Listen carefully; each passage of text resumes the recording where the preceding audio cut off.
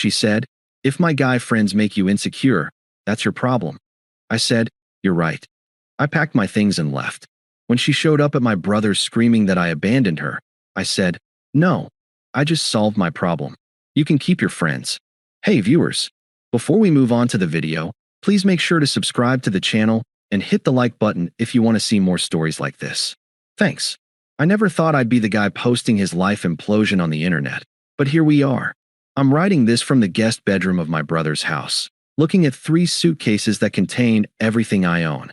The rest of my life, the apartment, the furniture, the future we planned, is currently sitting in an empty silence across town.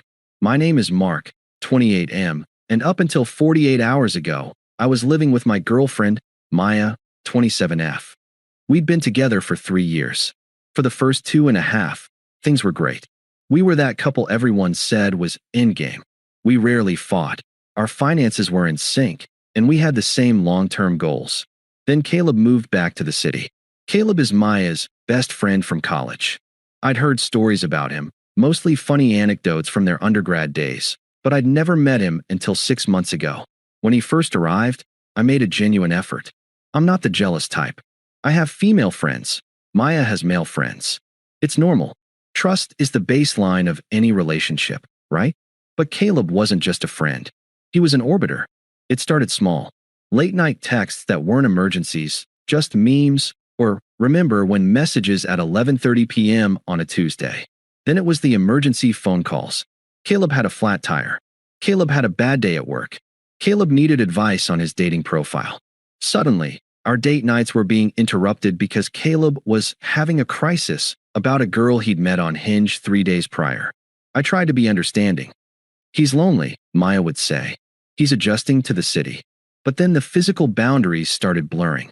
We'd be at a bar with a group of friends, and Caleb wouldn't sit next to her. He'd sit on her side of the booth, squeezing in so their thighs were touching. He'd put his arm around the back of her chair, his hand dangling inches from her shoulder. If she made a joke, he'd laugh too hard and lean in to whisper something in her ear, excluding me entirely. I felt like a third wheel in my own relationship. The first time I brought it up, I kept it light. "Hey, does Caleb know boundaries? He's a little handsy." Maya laughed it off. "Oh my God, Mark. He's gay." "Well, not gay, but he's like a brother." "It's not like that. You're being weird." I let it slide. I didn't want to be the controlling boyfriend. But over the next few months, the brother dynamic evolved. He started buying her gifts, expensive ones. A vintage vinyl record she'd mentioned once. A bracelet for her birthday that cost more than the one I got her. When I confronted her about the bracelet, she got defensive. "He just makes good money, Mark. Why are you trying to ruin a nice gesture? You're acting so insecure lately. It's unattractive." That word, insecure, it became her favorite weapon. Every time I pointed out that maybe having dinner alone with him at a romantic Italian spot wasn't appropriate, I was insecure. Every time I asked why she deleted her text thread with him to save storage space, I was paranoid. The breaking point was this past weekend. Maya had been planning a trip to a music festival in Austin with the group. I couldn't go because of a project deadline at work. I was bummed, but I trusted her. Then, 2 days before the trip, the group started dropping out. First Sarah canceled, then Mike. By Thursday night, it was just Maya and Caleb. I was sitting at the kitchen island, watching her pack. She was humming, seemingly unbothered by the change in plans. "So," I said, trying to keep my voice steady, "since everyone else bailed, are you guys still getting that Airbnb? Or are you getting separate rooms?" She didn't even look up from folding a crop top. "We're keeping the hotel room we booked. It's too late to cancel and get a refund, and booking a second room now would cost a fortune. It has 2 beds, Mark. Chill. I'm not comfortable with that," I said. "You sharing a hotel room with a guy who clearly has feelings for you? That's a hard boundary for me." She stopped packing and finally looked at me. Her eyes were cold. There was no empathy, no reassurance. Just annoyance. "He doesn't have feelings for me. You are projecting your own lack of confidence onto him. It's pathetic." "It's not pathetic to expect respect," I shot back, my patience fraying. "If the roles were reversed, if I was sharing a hotel room with a girl I used to hook up with." "We never hooked up," she snapped. "Doesn't matter. The dynamic is disrespectful. If you go on this trip and share a room with him, I can't be here when you get back." I thought that would wake her up. I thought the threat of losing US would outweigh a weekend of partying. Instead, she laughed. A short, cruel sound. She walked over to the fridge, grabbed a water, and leaned against the counter, looking at me like I was a toddler throwing a tantrum. "Look," she said, her voice dripping with condensation. "I'm going. I'm not losing money on these tickets. And honestly, I'm tired of walking on eggshells because you're threatened by my friends." She took a sip of water, then delivered the line that ended us. "If my guy friends make you insecure, Mark, that's your problem, not mine. I'm not shrinking my life because you can't handle me having friends." I looked at her. I really looked at her. I saw the smirk she was trying to hide. I saw the complete lack of respect for me, for our 3 years, for the home we built. She thought she had checkmated me. She thought I would fold, apologize, and beg her not to be mad. She thought she held all the cards because I loved her more than she loved me. Something inside me just shut off. The anger didn't explode. It evaporated, leaving behind a cold, clinical clarity. "You're right," I said softly. She blinked, surprised by my sudden agreement. "What?" "You're right," I repeated, standing up. "It is my problem, and I shouldn't make it yours." She smirked again, victorious. "Exactly. I'm glad you finally get it. Have fun in Austin," I said. "I will," she replied, turning back to her suitcase. "Don't wait up." Maya left for the airport at 5 a.m. on Friday. She kissed me on the cheek while I pretended to be asleep. It was a cursory peck, the kind you give a pet before you leave for work. I heard the front door click shut, the lock engage, and the sound of her Uber pulling away. The moment the car engine faded, I sat up. I didn't feel sad. I felt like a man who had been holding his breath for 6 months and finally exhaled. I checked the time. I had roughly 72 hours before she returned. Plenty of time. I started in the bedroom. I didn't trash the place. I didn't cut up her clothes or smash her makeup. That's amateur hour. That shows emotion. I wanted to show absence. I packed my clothes methodically. Suits, jeans, t-shirts, gym gear. Everything went into the suitcases. I stripped the bed of the sheets I had bought, the high thread count ones she loved, and left the mattress bare. I moved to the bathroom. My toothbrush, my razor, my cologne, the shower caddy I installed. Gone. The living room was harder. We had bought a lot of things together, but I kept the receipts. The 65-inch OLED TV? Mine. The PlayStation? Mine. The soundbar? Mine. The expensive espresso machine she used every morning but never learned how to clean? Mine. I called my brother, Dave, around 8 a.m. "Yo," he answered groggy. "I need a favor," I said. "I need to borrow your truck. And I might need your guest room for a while." Dave didn't ask questions. He's never liked Maya. He always said she had main character syndrome. When I told him I was moving out, the only thing he said was, "I'll be there in 20 minutes. We worked in silence. We dismantled the TV mount. We boxed up my books. We took the dining chairs I had paid for. By 2 p.m., the apartment looked like a skeleton. It wasn't empty, but it was hollow. Her stuff was still there. Her scattered cushions, her fragile knickknacks, her overflowing bookshelf, but the anchor of the home was gone. I sat on a box for a moment, looking at the lease agreement on the counter. We were month to month after our first-year lease expired. I took a pen and wrote a formal letter to the landlord, giving my immediate notice and explaining that I had vacated the premises. I included a check for my half of the rent for the next month, just to be legally bulletproof. I left a copy on the counter for her. I thought about writing her a letter. I stood there with a Sharpie in my hand, hovering over a piece of notepad paper. I wanted to scream at her. I wanted to explain why. I wanted to tell her that loyalty isn't insecurity and that boundaries aren't control. But then I remembered her face in the kitchen. That's your problem. If I wrote a letter, I was making it her problem. I was trying to get her to understand. But she had made it clear she didn't want to understand. She wanted to win. So, I capped the Sharpie and put it in my pocket. No note. No explanation. My absence would be the loudest thing I ever said to her. I did one last sweep. I checked the drawers. I checked under the bathroom sink. I made sure I left nothing behind that could give her a reason to contact me. No loose chargers, no forgotten hoodies. I took my key off the ring and placed it on the center of the kitchen island, right next to the rent check. "You good?" Dave asked from the doorway. He was holding the last box of my vinyls. "Yeah," I said, taking one last look at the space where I thought I'd raise a family. It looked smaller now. "I'm good." I walked out and closed the door. I didn't lock it. I didn't have a key anymore. We drove to Dave's place in silence. The physical labor had been cathartic, but now the reality was setting in. I was 28, single, and sleeping in my brother's spare room. It felt like a failure. But then I looked at my phone. It was Friday night. Usually, by now, I'd be anxious. I'd be wondering if Caleb was texting her. I'd be wondering if they were drinking too much. I'd be wondering if I was being insecure. I looked at the screen. Nothing. I opened the settings and turned off read receipts. Then I muted her notifications. I didn't block her. Not yet. I needed to see the timeline. I needed to know when the realization hit. Beer? Dave asked as we walked into his house. Make it a whiskey, I said. I sat on Dave's porch, watching the sun go down. For the first time in 6 months, my stomach wasn't in knots. I had solved my problem. Now, it was about to become hers. Sunday evening arrived with a heavy, humid stillness. I was sitting on Dave's patio, a half-eaten burger on my plate, watching a football game on his outdoor TV. My phone was face down on the table. At 7:15 p.m., it buzzed. I didn't pick it up immediately. I took a sip of my beer, finished a fry, and waited. It buzzed again. Then a long, sustained vibration, a call. Then another text. I flipped it over. Maya, 7:16 p.m. babe? I'm home. Why is the living room empty? Maya, 7:17 p.m. Where is the TV? And the espresso machine? Did we get robbed? I watched the bubbles appear and disappear as she typed the next one. The realization was setting in. She had walked into the kitchen. She had seen the key. She had seen the rent check. Maya, 7:20 p.m. mark. Why is your key on the counter? Maya, 7:21 p.m. pick up the phone. Maya, 7:22 p.m. This isn't funny. Where are you? My phone started ringing. Maya calling. I let it ring out. 10 minutes passed.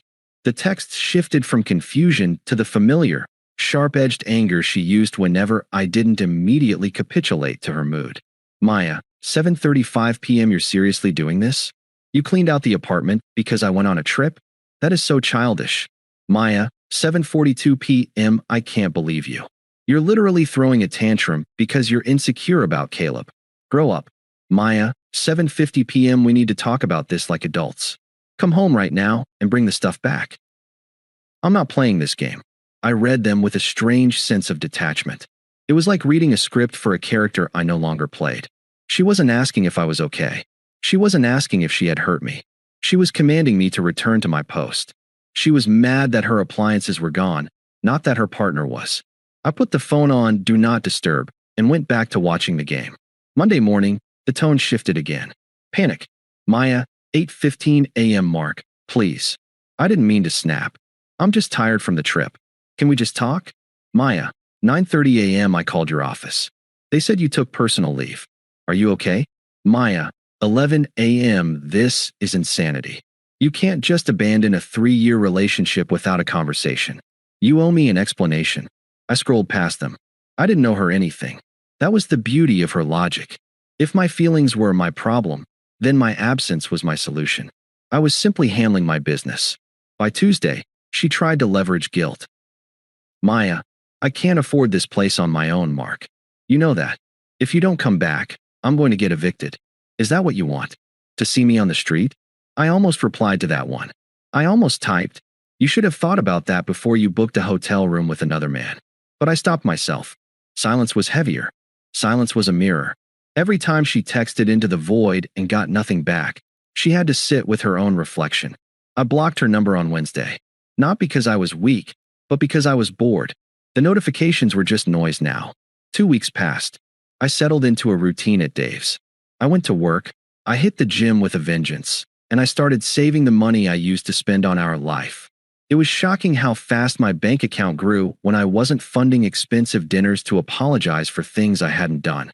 But just because I had blocked Maya didn't mean I was immune to the fallout.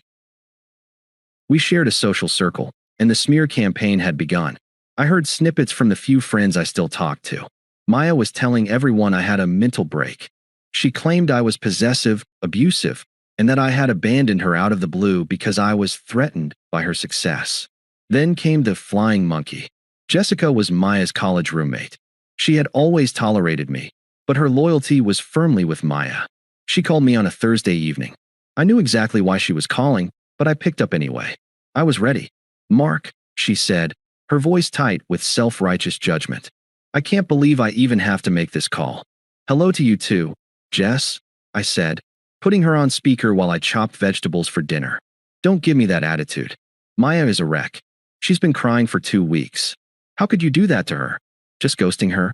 Leaving her with the rent? It's sociopathic, Mark. Is she stuck with the rent? I asked calmly. I left a check for the next month. She had 30 days to figure it out. That's not the point.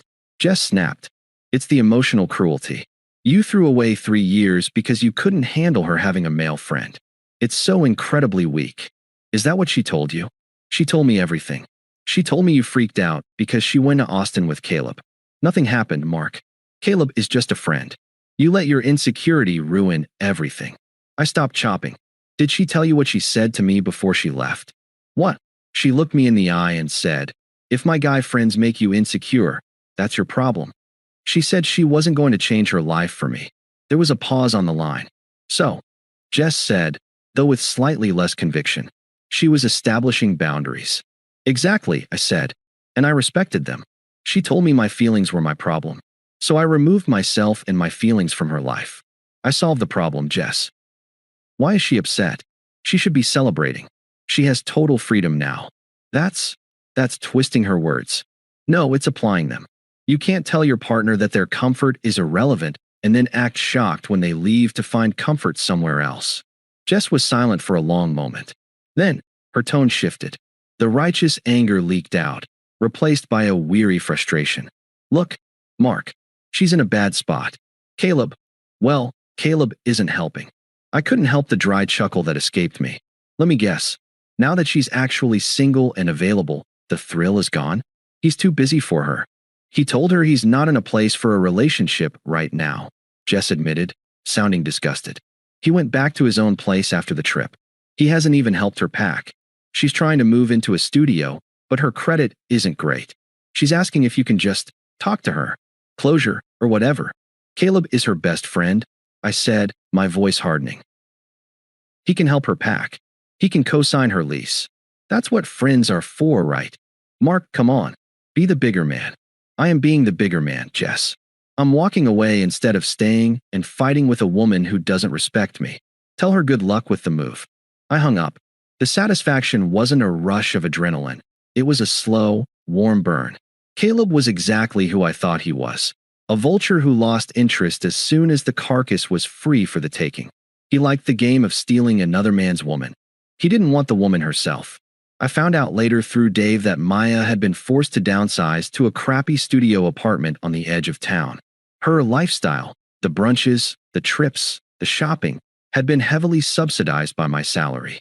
Without me, and with Caleb refusing to step up as the new provider, the math didn't work. She was posting sad, vague quotes on Instagram about narcissists and healing. Mutual friends were starting to get tired of it. The narrative was crumbling. People were asking, wait, if Mark was so controlling, why is he the one who quietly left? And where is Caleb? I thought it was over. I thought I had ghosted successfully. But narcissists don't let you go that easily. They need the last word. They need to win the breakup. 3 weeks after I left, Dave hosted a barbecue for his birthday. It was a Saturday. The sun was shining, I was manning the grill, and for the first time in a long time, I felt like myself. Then I heard the screech of tires in the driveway. I looked up to see Maya's Honda Civic slam into a park job that partially blocked the sidewalk. She got out. She looked thinner, frantic, and her hair was a mess. She wasn't wearing the designer clothes she usually flaunted. She was in sweatpants and an old tee. She stormed onto the lawn, spotting me at the grill. You, she screamed, pointing a shaking finger at me. You think you can just hide here? The music stopped. The chatter died down. Dave's friends, half of whom knew the story, turned to watch. I put down the tongs and wiped my hands on a rag. I didn't feel my heart race. I didn't feel fear. I just felt the finality of it. It was time to end this. I stepped off the porch and onto the grass. I didn't rush. I walked with the deliberate slowness of a man approaching a feral animal. Behind me, Dave stood up, ready to intervene, but I held up a hand. I needed to do this. Maya was standing in the middle of the yard, chest heaving. She looked like a ghost of the girl I used to know. The confidence was gone, replaced by a jagged, manic energy. Her eyes were red-rimmed, and she was clutching her phone like a weapon. You blocked me, she spat as I got within talking distance. You blocked me on everything. Who does that? Someone who doesn't want to talk to you, I said calmly. My voice was low, forcing her to stop screaming if she wanted to hear me. You don't get to just decide that, she yelled, her voice cracking. We were together for 3 years, Mark. We were building a life. And you just evaporated because I went on a trip? Because I wouldn't let you control me? The neighbors were definitely watching now. A couple walking their dog had stopped on the sidewalk. I didn't care. I didn't try to control you, Maya, I said. I set a boundary. You crossed it. It was one weekend, she shrieked, taking a step toward me. Nothing happened. Caleb and I didn't even sleep in the same bed. I slept on the couch because he was snoring. You threw everything away for nothing. For a scenario you made up in your insecure little head. There it was again. That word. Is that why you're here? I asked. To tell me I'm insecure? I'm here because you owe me, she cried, tears finally spilling over. I am drowning, Mark. My rent is double what I can afford. I had to sell my car just to cover the deposit on a studio. I have no furniture because you took everything. You ruined my life. She was shaking now, the anger dissolving into pure desperation. How could you be so cruel? I loved you. Doesn't that mean anything? You abandoned me when I needed you most. I looked at her, really looked at her, and felt absolutely nothing. No pity, no anger, just a cold, hard recognition of the truth. I didn't abandon you, I said. I listened to you. She wiped her face, confused. What? That night in the kitchen, I said, my voice steady and carrying across the quiet lawn. You stood there, packing your bag to go stay in a hotel with another man. And when I told you I wasn't okay with it, you looked me in the eye and told me exactly where I stood. I took a step closer, ensuring she heard every syllable. You said, if my guy friends make you insecure, that's your problem. She froze. She remembered. You told me it was my problem to solve. I continued. So I solved it. I removed myself from the situation that was causing the problem. I removed myself from the relationship where my feelings were a joke to you. I didn't abandon you, Maya. I gave you exactly what you asked for. I let you live your life without my insecurity holding you back. She opened her mouth to